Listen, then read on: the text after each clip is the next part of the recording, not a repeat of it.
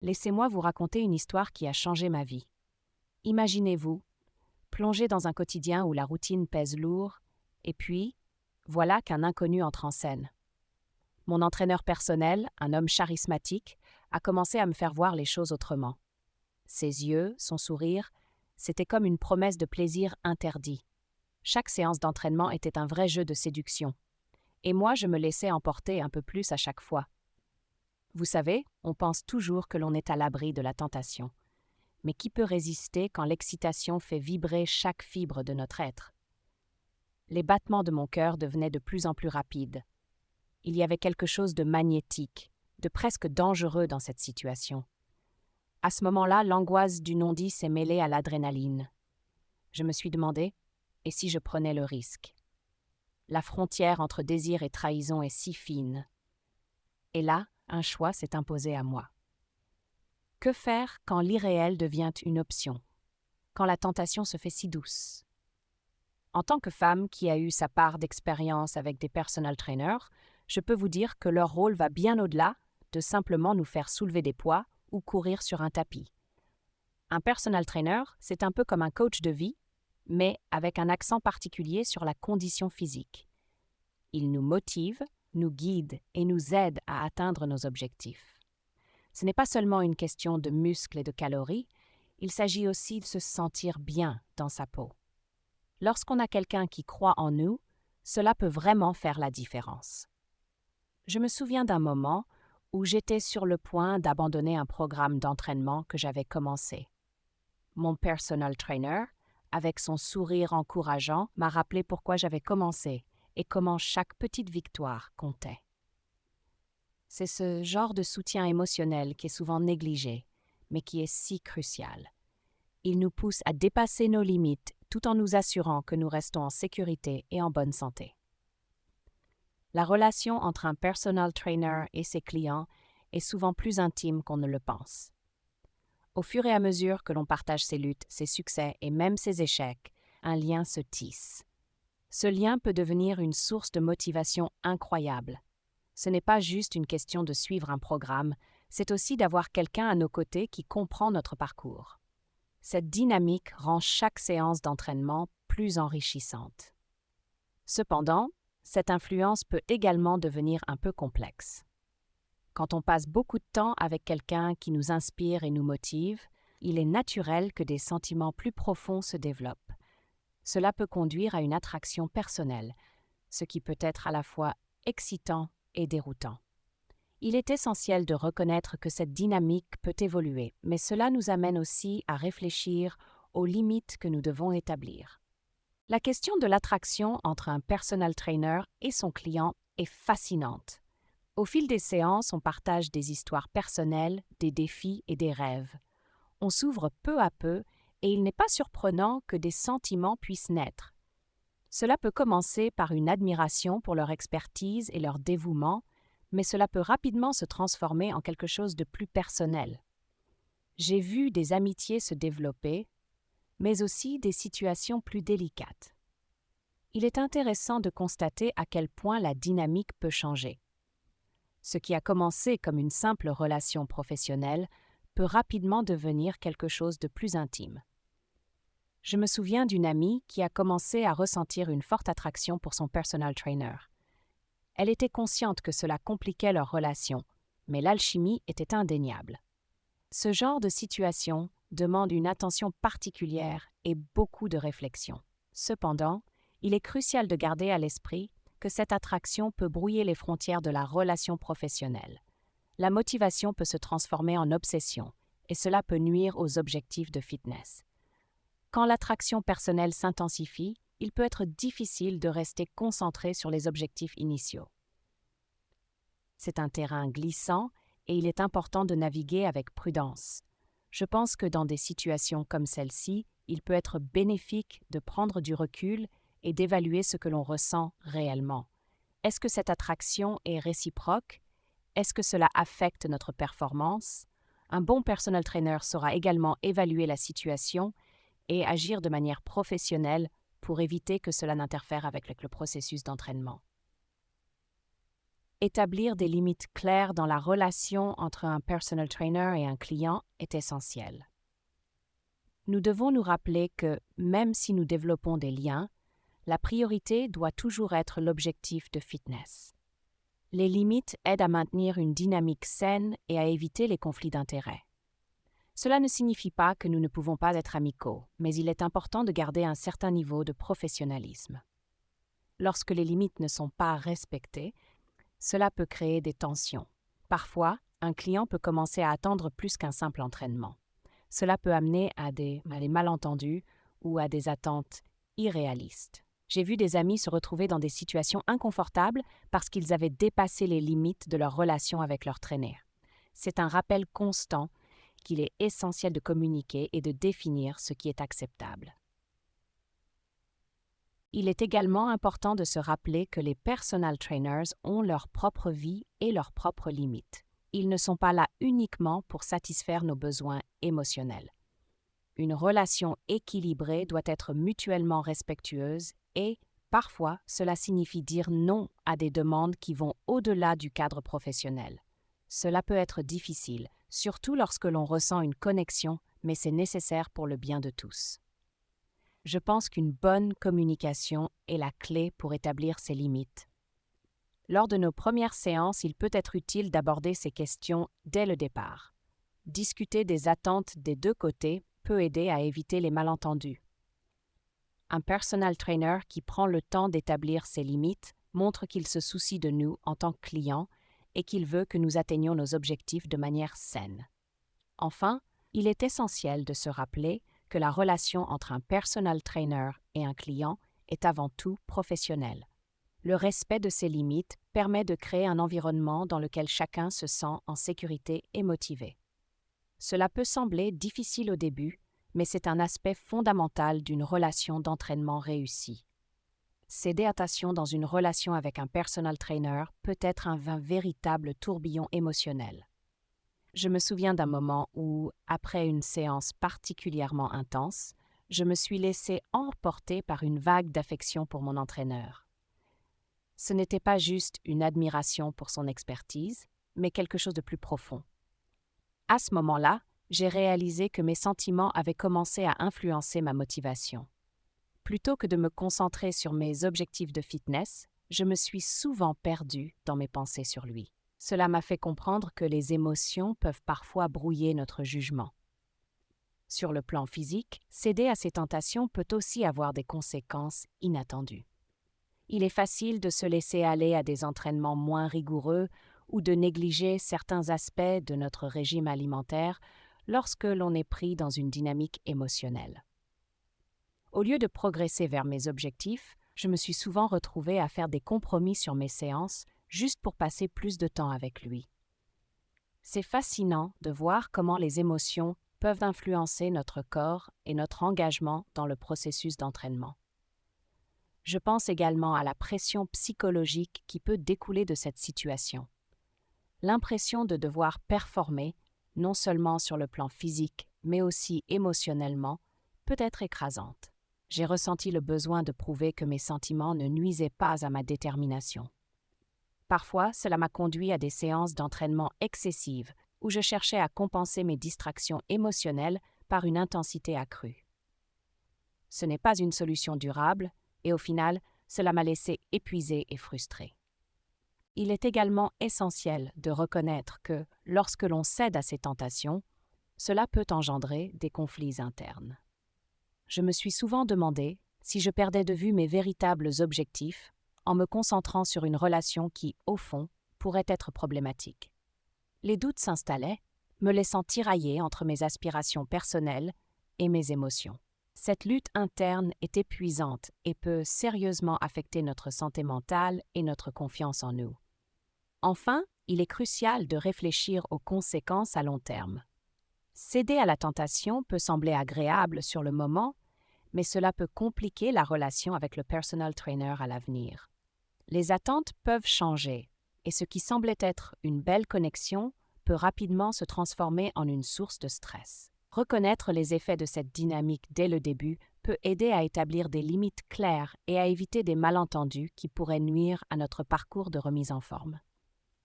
La manière dont une relation personnelle avec un personal trainer peut influencer notre routine d'entraînement est fascinante. Je me souviens de mes débuts, où ma motivation était uniquement axée sur les résultats physiques. Mais à mesure que ma relation avec mon entraîneur s'est développée, j'ai remarqué un changement dans ma façon d'aborder mes séances. Les jours où je savais que j'allais le voir, j'étais plus enthousiaste, mais les jours où il était absent, ma motivation chutait. Cela m'a fait réaliser à quel point l'engagement émotionnel peut altérer notre dévouement à l'entraînement. Il y a aussi cette notion de confort et de familiarité qui peut s'installer dans une relation personnelle. Au début, j'étais stricte avec moi-même, mais au fil du temps, j'ai commencé à me permettre des petites indulgences. Par exemple, il m'arrivait de sauter une séance ou de réduire l'intensité, pensant que ma connexion avec lui justifiait ces écarts. Ce genre de raisonnement peut être dangereux, car cela peut rapidement devenir une habitude. J'ai appris qu'il est essentiel de conserver une certaine discipline, même lorsque l'on développe une relation amicale avec son entraîneur.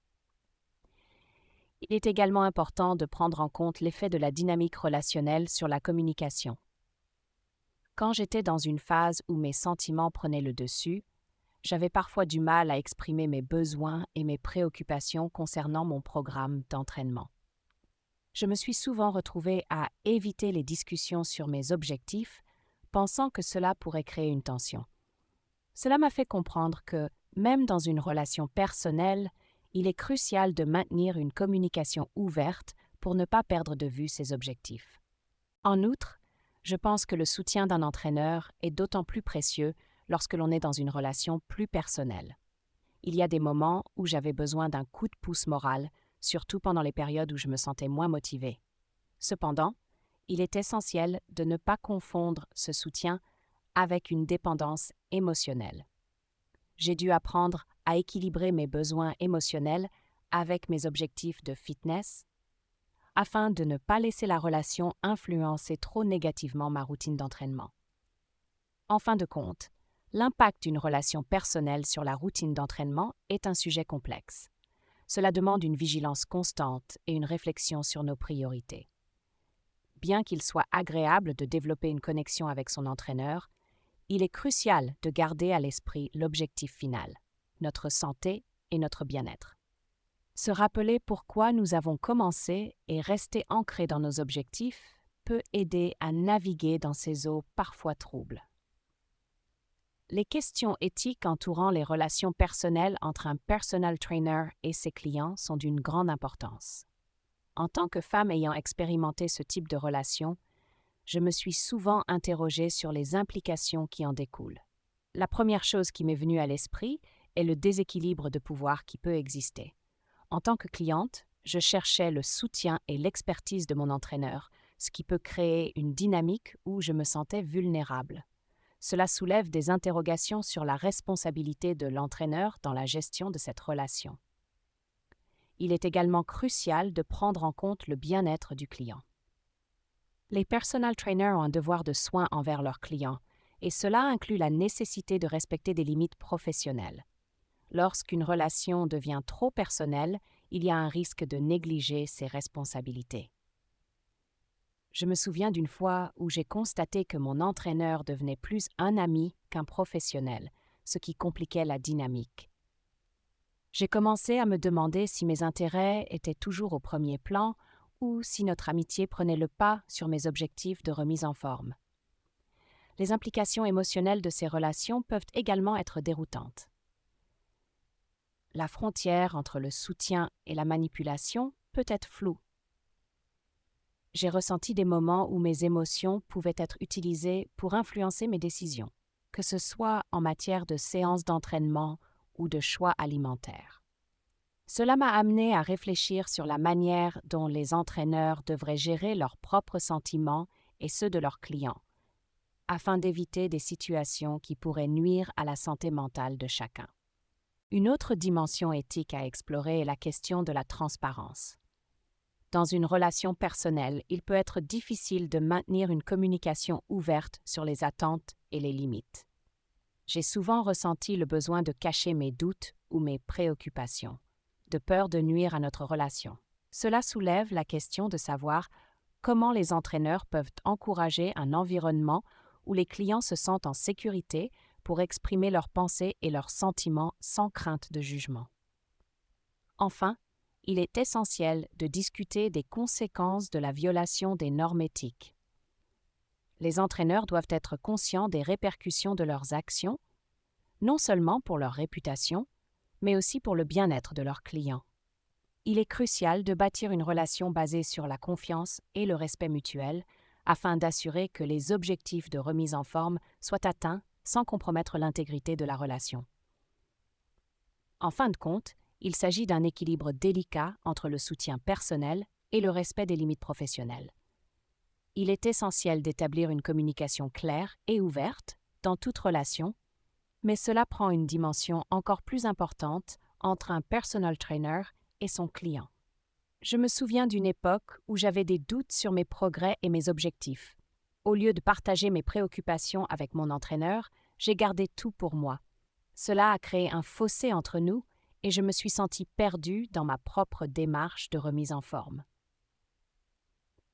Si j'avais été plus transparente sur mes sentiments, notre relation aurait sans doute été plus productive et enrichissante. Dans le monde du fitness, il est crucial que les clients se sentent en confiance pour exprimer leurs attentes et leurs préoccupations. Je pense que les entraîneurs doivent encourager cette ouverture, en posant des questions et en écoutant attentivement les réponses. Parfois, il suffit d'un simple « Comment te sens-tu aujourd'hui ?» pour ouvrir la porte à une discussion plus profonde. J'ai réalisé que mes émotions pouvaient influencer ma motivation et quand je me suis enfin ouverte sur mes doutes, j'ai vu une amélioration immédiate dans notre travail ensemble. La transparence ne concerne pas seulement les émotions, mais aussi les attentes. Il est important que les deux parties soient sur la même longueur d'onde concernant les objectifs. J'ai appris à être claire sur ce que je voulais réaliser et à ne pas hésiter à redéfinir mes objectifs si je sentais que les choses n'avançaient pas. Cette approche a renforcé ma relation avec mon entraîneur, car il pouvait adapter son programme en fonction de mes besoins réels. Il est également important de discuter des limites de la relation. Parfois, des sentiments peuvent émerger et il est essentiel de les aborder de manière professionnelle. Lorsqu'une dynamique personnelle se développe, il peut être difficile de naviguer dans cet espace sans que cela n'affecte la capacité à travailler efficacement ensemble. J'ai appris que reconnaître ses sentiments et en parler ouvertement peut aider à préserver la professionnalité tout en maintenant une connexion humaine. Enfin, une communication ouverte permet de gérer les conflits avant qu'ils ne deviennent problématiques. Au lieu d'attendre que des malentendus s'accumulent, il est préférable de discuter des petites préoccupations dès qu'elles surgissent.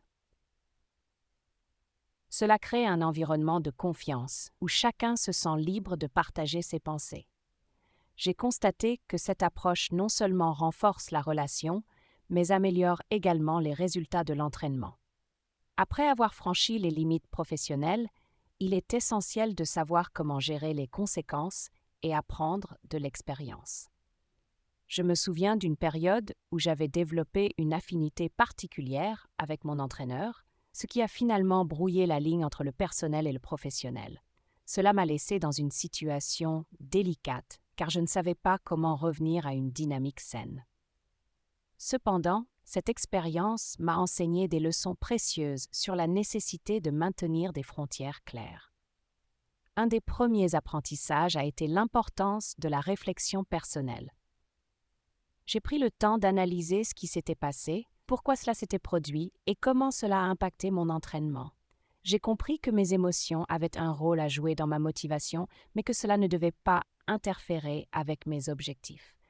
Cette introspection m'a permis de mieux me connaître et de mieux comprendre mes besoins dans une relation d'entraînement. Ensuite, j'ai réalisé que je devais prendre la responsabilité de mes choix. Céder à la tentation ou ignorer les signes d'un déséquilibre professionnel était de ma responsabilité. J'ai appris à me fixer des limites personnelles et à être proactive dans l'établissement de celles-ci. Cela a été un processus difficile, mais cela m'a rendue plus forte et plus résiliente face aux défis futurs. Une autre leçon cruciale a été l'importance de la communication après une session délicate. Quand j'ai décidé de discuter avec mon entraîneur de ce qui s'était passé, cela a ouvert la voie à une meilleure compréhension mutuelle. Nous avons pu établir un nouveau contrat en reformulant nos attentes et nos limites. Cette discussion a été libératrice et a permis de restaurer un certain équilibre dans notre relation. Enfin, j'ai compris que chaque expérience, même celle qui semble négative, peut être une opportunité d'apprentissage. J'ai appris à voir les défis comme des occasions de grandir et de m'améliorer, tant sur le plan personnel que professionnel. En gardant un esprit ouvert et en étant prête à apprendre de mes erreurs, j'ai découvert que je pouvais non seulement surmonter les difficultés, mais aussi en sortir renforcée. Et voilà, mes amis, quelle aventure, n'est-ce pas? Je me suis laissée emporter par la tentation et maintenant je me demande qu'est-ce qui m'a poussée à franchir cette limite? Était-ce le charme irrésistible de mon personal trainer ou peut-être un besoin plus profond d'excitation dans ma vie? Je suis sûre que vous avez déjà ressenti cette envie de briser les règles, même une fois. Mais jusqu'où iriez-vous pour ressentir ce frisson? Pensez-y. Chaque instant de cette expérience m'a fait réfléchir à mes désirs, mes limites et aux conséquences de mes choix. Et vous, qu'en pensez-vous? La tentation est-elle toujours une mauvaise chose ou peut-elle nous aider à mieux comprendre qui nous sommes vraiment? Racontez-moi vos histoires dans les commentaires. Je suis impatiente de lire vos expériences et de savoir comment vous avez géré vos propres moments de faiblesse. Rappelez-vous, la vie est faite de choix et chaque choix a ses conséquences.